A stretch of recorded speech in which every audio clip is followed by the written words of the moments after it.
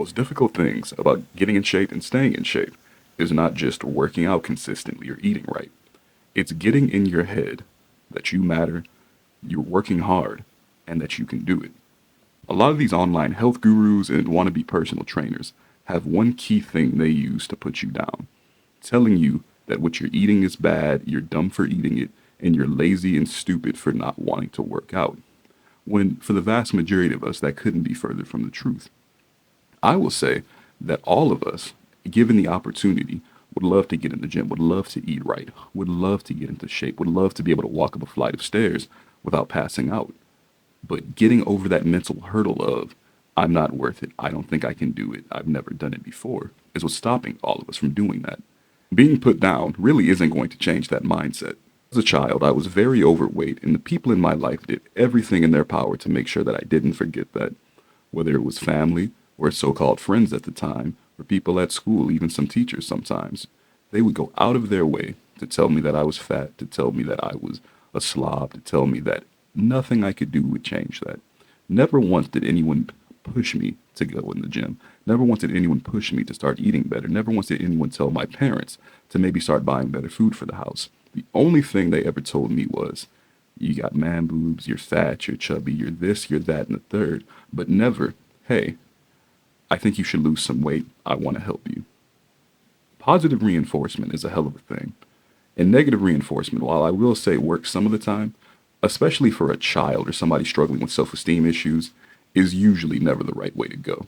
Because even to this day, even back when I was in better shape, I still looked in the mirror and really didn't like who I was looking at. Not all the time anyways. It wasn't until the end of middle school leading into high school that I decided to start working out and changing my diet. But however, at the time, I didn't realize that what I was doing opened up its own set of problems.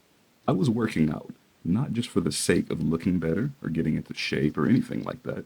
I was working out and basically starving myself just so that people would be nicer to me. Up until that point in time, it's not that I had never gone outside, never played with friends, never participated in sports, but I just didn't look the part.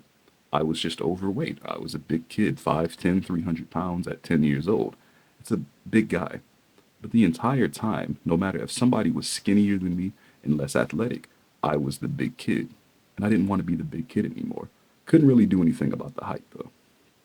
I would basically starve myself to the point of exhaustion, and I would work out so hard that I'd wake up in the middle of the night screaming with cramps in my legs that were unbearable. And in due time, it managed to work.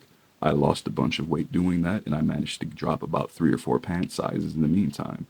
The only thing was, it didn't really do anything for my self-esteem. I still looked in the mirror, and I still struggled with body issues, and I said to myself, man, I'm skinny.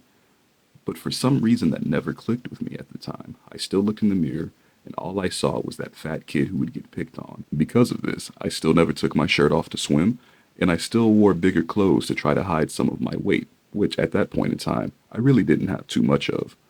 It wasn't about till halfway through high school that I decided to join the football team. And there, I started powerlifting and I played football and we worked out every single day. And I picked up a bunch of weight, but in the good way. I was really strong. I was about a lean 220. And I liked it. I looked in the mirror and I liked looking at myself. I would take off my shirt to go swimming. I had gained the confidence of someone that I had only ever hoped to be up until that point in my life. And the key difference is between me doing this and me losing all that weight so long ago is that I was doing this for myself at this point. I wasn't trying to impress anybody. I wasn't trying to make anybody treat me better. I was doing this for the sole purpose of, I like the way I look. I like the way I feel. I like who I am when I get up in the morning. And that was the key thing from then on in, whether it was me joining the Air Force, me playing sports in college, me being the athlete that I was. I've done it before, and I can do it again, and I know you can too. The only thing you have to remember is the entire time, day by day, is that you're already worth it, and you're already capable of great things. You just don't know it yet.